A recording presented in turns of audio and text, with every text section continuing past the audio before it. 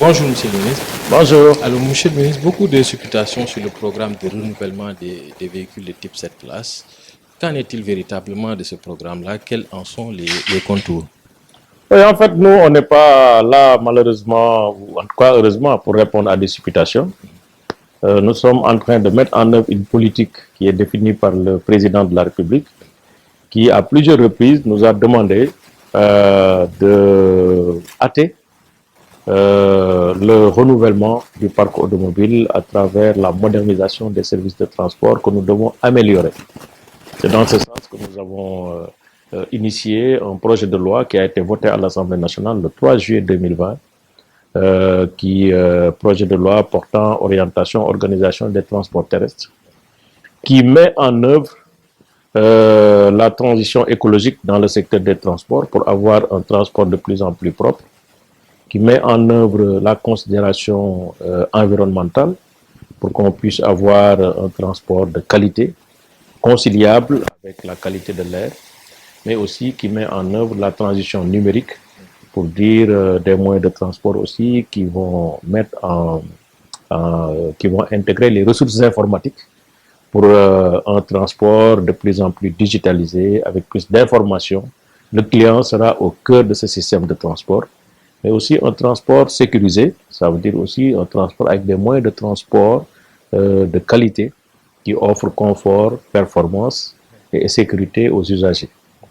Donc, en tenant compte de tous ces paramètres, nous avons initié, sur la base de la loi qui a été votée, un programme de renouvellement du parc de transport, qui est un parc de transport public, qui est un parc extrêmement vétuste, selon les segments qui peuvent varier entre 26, 30 jusqu'à 40 ans de vieillesse. Il y a même un segment du parc qu'on appelle communément les 7 places, qui datent d'avant les indépendances. Les pièces ne sont plus fabriquées, ces véhicules ne sont plus fabriqués, et donc voilà la situation en gros. Et sur la base de ça, nous avons engagé ce renouvellement du parc, en commençant bien sûr par le segment le plus vétuste, qui est le segment des 7 places, des Ndiagandiaï et des cars rapides. Et dans ce sens, nous avons eu à discuter avec beaucoup de Sénégalais qui œuvrent dans le secteur de l'automobile. Ces Sénégalais se sont manifestés pour accompagner la volonté politique de l'État et très rapidement ont engagé des démarches auprès de leurs partenaires, fournisseurs, pour pouvoir alimenter cette demande de renouvellement. C'est dans ce sens que nous avons travaillé avec un Sénégalais pour ne pas faire de la publicité. Simplement retenir une chose, et je pense que ça permet d'éclairer tout le monde. L'État du Sénégal n'achète pas de véhicules qu'il met à la disposition des acteurs du transport. L'État du Sénégal ne vend pas de véhicules. Le rôle de l'État dans ce mécanisme est de faciliter d'abord l'acquisition de ces véhicules neufs à des montants à un prix compétitif, permettant d'accéder aussi et de faciliter l'accès au crédit des acteurs, notamment les transporteurs, jouer le rôle qu'il faut pour bonifier le taux d'intérêt, pour éviter que les taux d'intérêt soient des taux d'intérêt excessifs, qui ne tiennent pas compte de la rentabilité du secteur, mais aussi garantir la qualité des véhicules qui seront mis à disposition des transporteurs au bénéfice des usagers. Donc voilà en gros ce que nous sommes en train de faire. Nous sommes en train de dégager un cadre conceptuel permettant justement que l'achat des véhicules pour le remplacement du parc se fasse dans des conditions plus rationnelles, sur la base d'un programme maîtrisé, où les acteurs sont identifiés, les obligations des uns et des autres sont connues, et que ce système-là soit un système le plus performant possible, nous permettant très rapidement de faire le renouvellement à des niveaux assez intenses. Certains parlent déjà d'un gré à gré. Oui, c'est pourquoi je dis, c'est normal, ceux qui ne connaissent pas, ils jugent les uns les autres par rapport à leur attitude, par rapport à leur éducation, par rapport à leur niveau d'instruction, par rapport aussi à leur bonne ou mauvaise foi. On ne peut pas ne pas faire face à des observations de cette nature. Mais d'abord, s'il n'y a pas de marché, Ça veut tout dire. C'est la seule réponse qu'on peut donner. Il n'y a pas de marché entre Mbaye Gueye et l'État du Sénégal. Il n'y a pas de marché entre l'État du Sénégal et les acteurs du transport. Donc, on ne peut pas parler de marché ou de gré à gré. Là où ça n'existe pas parce que l'État ne vend pas, l'État n'achète pas. Or, pour faire un marché, pour être dans la commande publique, il faut qu'il y ait un service ou un bien qui est acquis par l'État du Sénégal. L'État, par contre, comme responsable du service public du transport, veille à ce que les véhicules qui seront éligibles au programme de renouvellement soient des véhicules de qualité, que les prix soient accessibles pour tous les transporteurs, mais aussi que si par extraordinaire le transporteur devrait acquérir sur la base d'un crédit bancaire, que ce crédit soit contrôlé, que les taux soient limités et que même la durée d'amortissement soit la durée la plus convenable possible. Et quel sera le coût global de ce programme? D'après les premiers échanges que nous avons eus avec le concessionnaire, en attendant bien sûr de signer le contrat cadre que nous sommes en train de discuter, pour dire simplement que rien n'est encore définitivement arrêté. Le concessionnaire, ce qu'il arrête, c'est le prix hors taxe de ces véhicules devrait peut-être être fixé autour de 18 900 000 francs CFA. Mais ça, c'est la proposition du concessionnaire.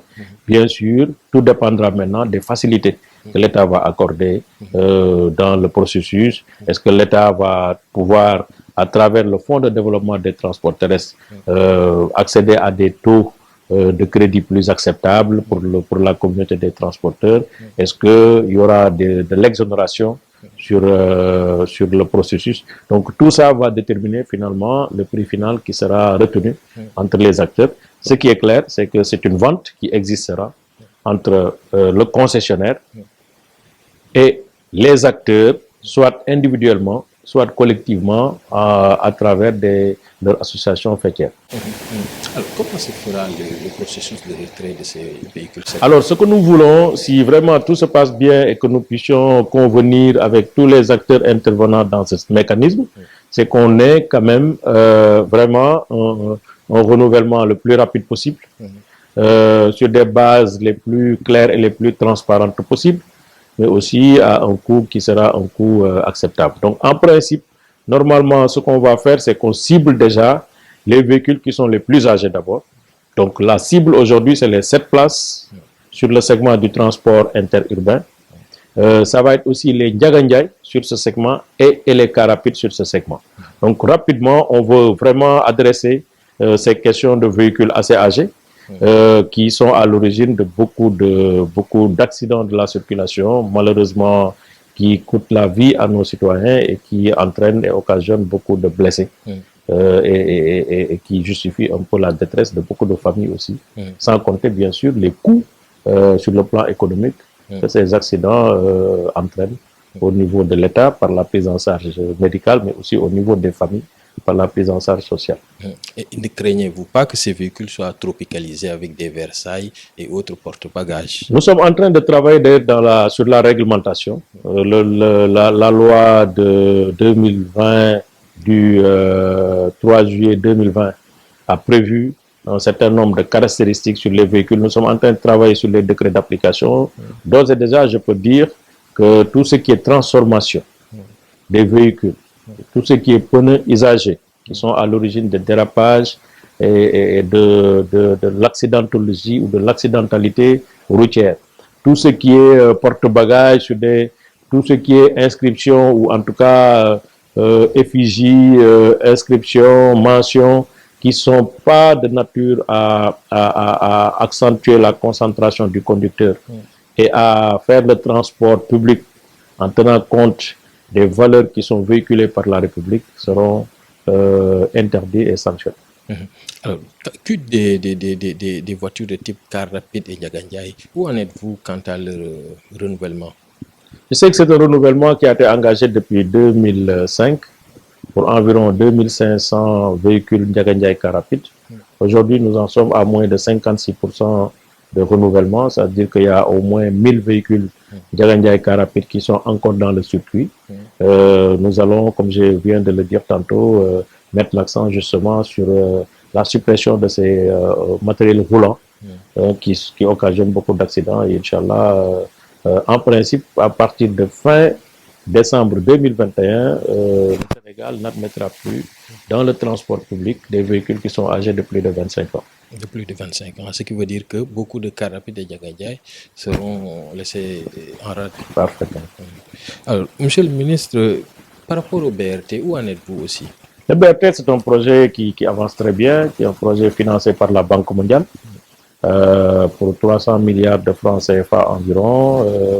Le marché, en ce qui concerne les infrastructures, a été attribué à une société qui est en train de faire le travail. Donc, les travaux ont démarré. Normalement, c'est des travaux qui doivent durer 24 mois. Donc, on est dans le délai contractuel avec l'entreprise. En principe, compte tenu de la qualité de l'entreprise et de sa signature internationale, nous ne faisons pas de doute qu'à date, l'entreprise délivrera ce projet. Dit-on que, en fait, les dernières fortes pluies avaient endommagé certains secteurs en fait, sur le tracé.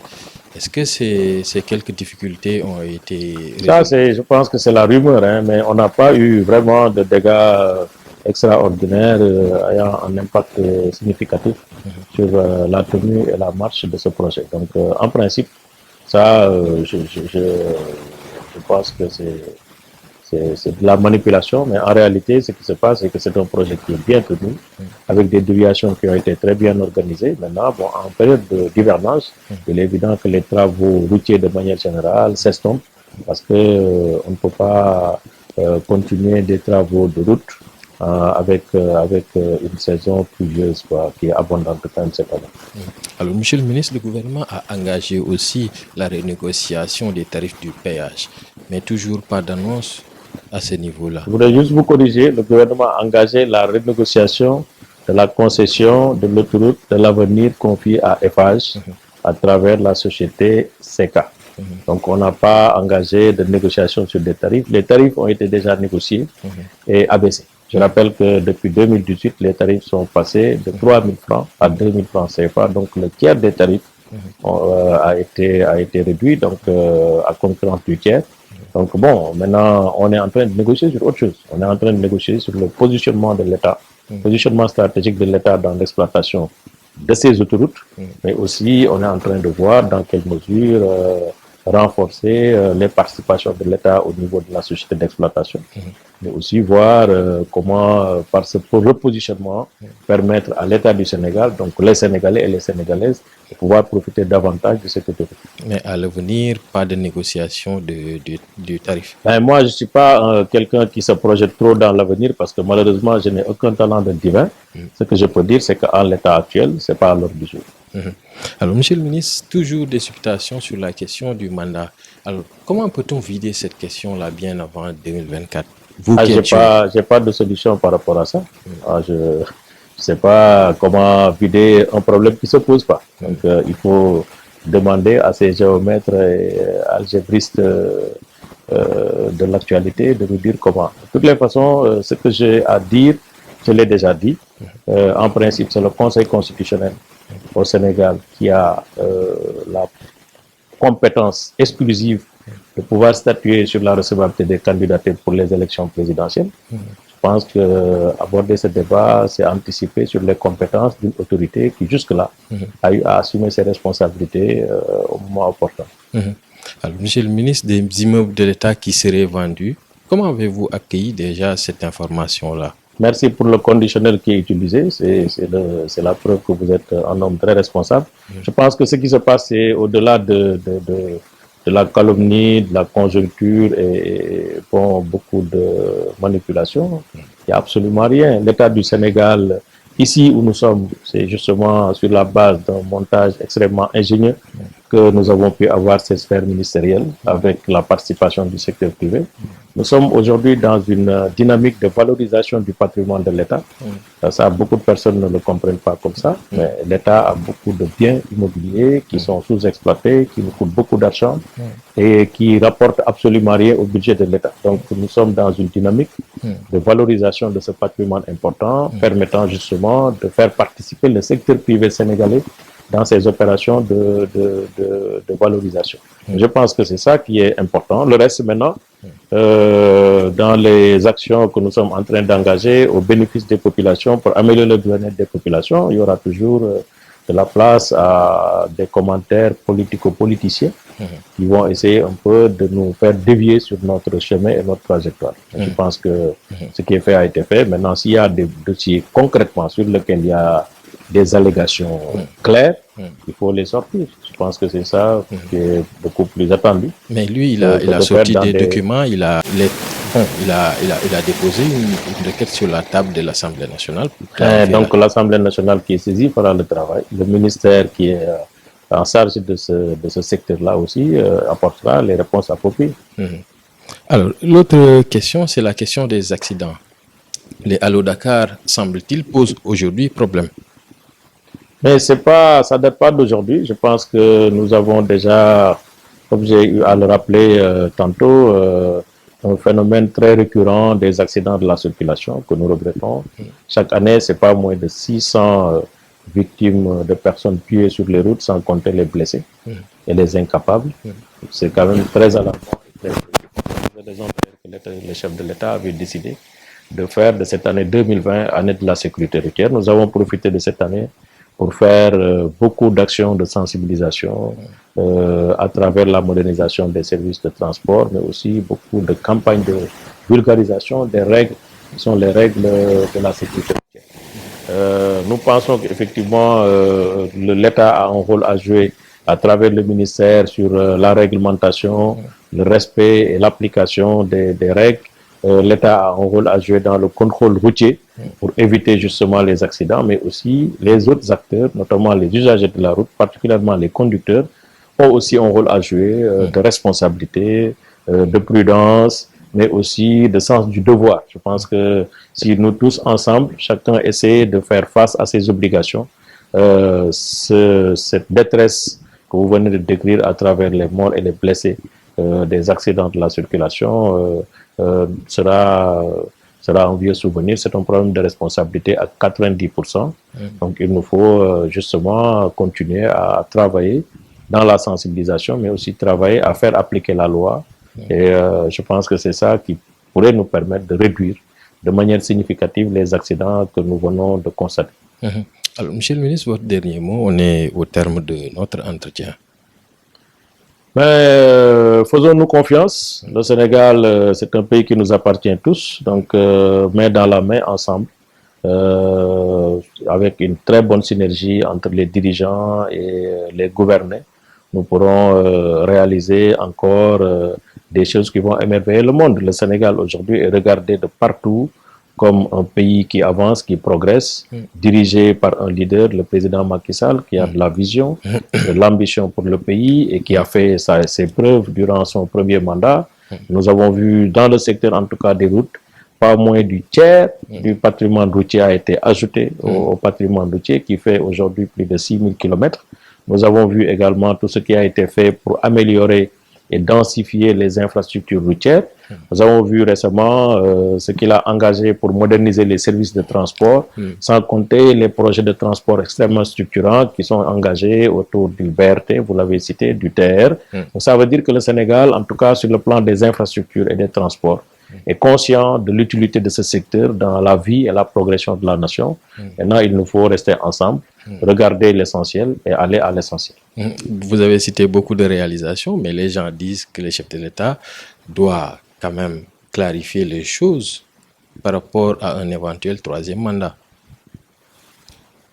Qu'est-ce que ça nous rapporte? Je pense qu'il a déjà suffisamment parlé de ça. C'est pas la peine de continuer encore. Je pense qu'il y a un temps pour la politique, un temps pour l'action et le développement. Je pense que ça aussi, c'est se méprendre sur les priorités que de ne pas comprendre que, voilà, il y a un temps pour tout et un temps pour faire de la politique. Le temps venu pour faire de la politique, nous tous, nous sommes suffisamment outillés pour en faire. Je pense que c'est pas la peine d'insister encore sur des sujets qui, pour l'instant, pour moi, n'ont aucune valeur. Merci beaucoup, Monsieur le ministre. C'est moi qui vous remercie.